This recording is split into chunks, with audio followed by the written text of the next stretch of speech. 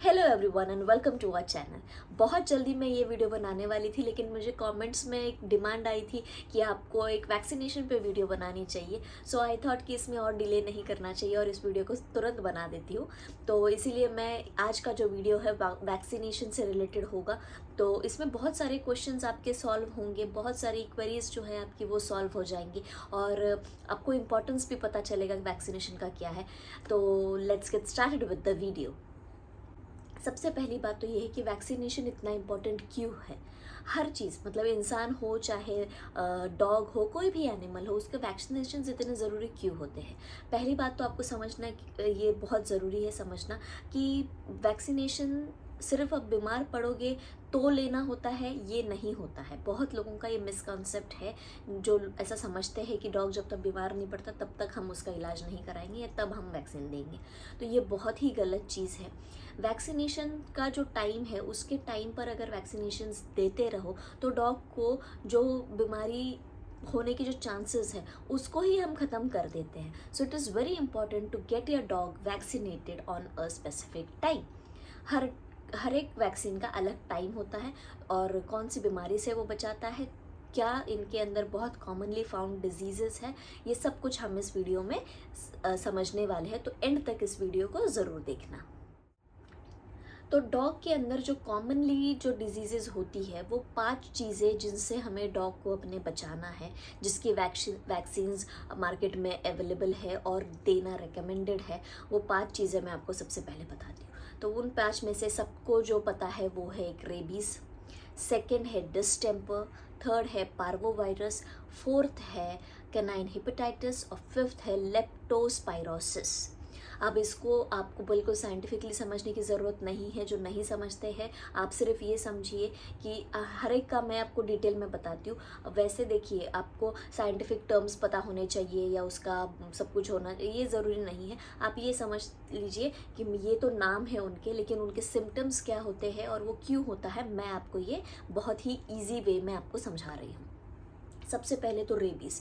ये सबको पता है कि डॉग का जो सलाइवा होता है, जो थूक होती है, इन्फेक्टेड डॉग जो होगा उसके कांटेक्ट में आने से आपके डॉग को हो सकता है या आपको भी हो सकता है अगर वो कुत्ता आपको बाइट करे तो ये हो गया रेबीज़ का। इसीलिए कहते हैं ना कि डॉग से बच के रहो, तो उसका सलाइवा अगर इन्फेक्टेड है वो डॉग, तो इसीलिए लोग स्ट्रीट के पप्पी से थोड़ा सा डरते हैं कि काट ले तो हमको कोई बीमारी हो जाएगी। So first comes rabies.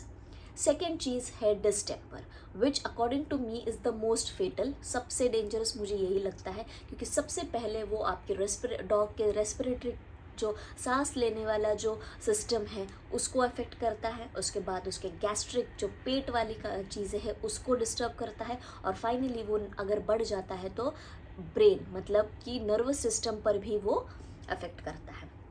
तो इसका मेन रीज़न क्या है? सबसे पहले तो जो इन्फेक्टेड डॉग है उसके बाइट से हो सकता है, उसके फीसेस से हो सकता है या फिर उसके छींकने से हो सकता है।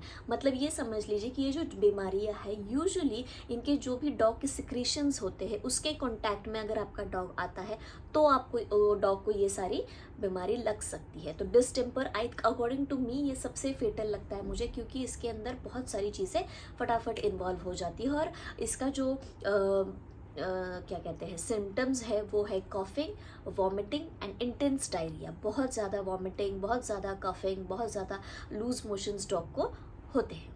अब उसके बाद आता है parvo virus. Parvo virus usually माना जाता है कि छोटे बच्चे जो पपीज़ होते हैं उनके अंदर मिलता है, पर ऐसा नहीं है कि बड़े एज के डॉग्स में नहीं होता, उनमें भी हो सकता है, बट चांसेस थोड़े से पपीज़ के कंपैरिजन में थोड़ा सा कम है। अब इसके अंदर क्या है कि ये जो डॉग का जो फीसेस होता है, उनका जो वेस्ट होता है, उसके अगर कॉन्टैक्ट में आते हैं तो वो पार्वो वायरस के डॉग को हो सकता है।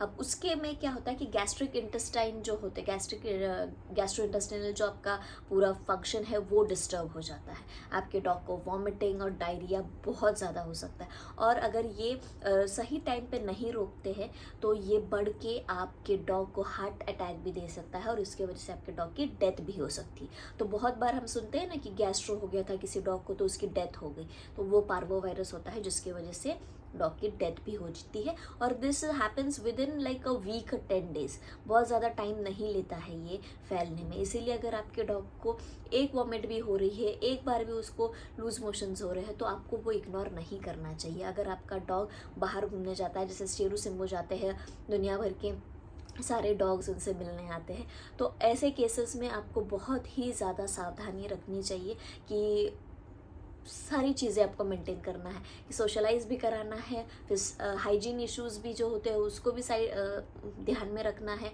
और अगर कोई तकलीफ़ होती है तो इमीडिएट बेसिस पे उसको सही करने के लिए वेट से कंसल्ट भी आपको करना चाहिए। उसके बाद आता है लेप्टोस्पायरोसिस। अब ये क्या होता है? लेप्टोस्पायरोसिस में ऐसा होता है कि अगर आपके डॉग को कहीं पर घाव लगा है, कहीं चोट लगी है, कोई वुंड है, अगर वो वुंड किसी इन्फेक्टेड डॉग के यूरिन से कांटेक्ट होता है तो उसको लेप्टोस्पायरोसिस हो सकता है। ये यूजुअली क्या करता है, किडनी और लिवर को इम्पैक्ट करता है। और यूजुअली हम ये बोलेंगे कि कहाँ यूरिन से मतलब कोई भिड़ने जाएगा, ऐसा नहीं होता। जो सॉइल और वाटर, जो मिट्टी में खेलते हैं ना, इन्फेक्टेड वाला का अगर वहाँ पे पानी में कहो या मिट्टी में कहो, वहाँ पे अगर वो इन्फेक्शन फैला है और आपके डॉग ने वहाँ लिक कर दिया या उसके कांटेक्ट में आता है, तो लेप्टोस्पायरोसिस आपके डॉग को हो सकता है। बहुत सीवियर होता है ये भी, इसीलिए बहुत लोग नहीं चाहते कि उनके डॉग जो है वो सॉइल में खेले, कहीं पर भी पानी में डुबकी मारे। ये सब नहीं होना चाहिए, because it might cause infection. Next है कैनाइन हेपेटाइटिस। अब कैनाइन हेपेटाइटिस, जिसको पता होगा, हेपेटाइटिस वर्ड जो है वो लिवर से कनेक्टेड होता है। तो कैनाइन्स में जब होता है, डॉग्स के अंदर जब होता है, तो this is also very fatal. इसकी वजह से भी बहुत अचानक से आपके डॉग की तबीयत ख़राब हो सकती है। इसके सिम्टम्स होते हैं कि आपका डॉग खाना नहीं खा रहा है, पानी नहीं पी रहा है, उसको ब्लीडिंग हो रही है और उसको फीवर है। ये 4 सिम्टम्स है अगर आपके डॉग को कैनाइन हेपेटाइटिस है, जो कि फैलता है सलाइवा से, फीसेस से और स्नीज से, मतलब सारे जो एक्सक्रीशंस हैं नाक से जो निकले, वो सिक्रीशन से, सलाइवा से और फीसेस से। तो ये 5 बीमारी है जो आपके डॉग्स को प्रिवेंट कर सकते हैं हम लोग। इतनी फेटल है, इतनी डेंजरस है, उसके लिए हमारे पास वैक्सीन्स है अवेलेबल। तो डिज़ीज़ के बारे में तो हमने समझ लिया है। अब समझते हैं कि वैक्सीनेशन का शेड्यूल क्या होता है, कौन से एज में कौन सा वैक्सीन लगता है। तो अगर आप गूगल पे देख रहे हो या यूट्यूब में देख रहे हो, तो सबका कहीं ना कहीं थोड़े वेरिएशंस हो सकते हैं, डॉक्टर के हिसाब से, जगह के हिसाब से, कंट्री के हिसाब से।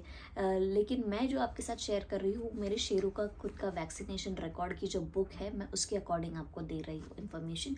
ये मेरा पर्सनल एक्सपीरियंस है, ये मेरा जो हमने किया है, मैं वो आपको बता रही हूँ। तो ये शेरू का बुक है। तो शेरू का जो डेट ऑफ बर्थ है वो 28 जनवरी 2021 है। तो उसके 45 डेज़ मतलब 45-50 डेज़ मतलब 18/3 को सबसे पहला उसका वैक्सीन लगा था, जिसमें हमने फर्स्ट शॉट जो है DHPP और लेप्टोस्पायरोसिस का लगता है। D is for distemper, H is for hepatitis, P is for parvovirus and another P is for para influenza.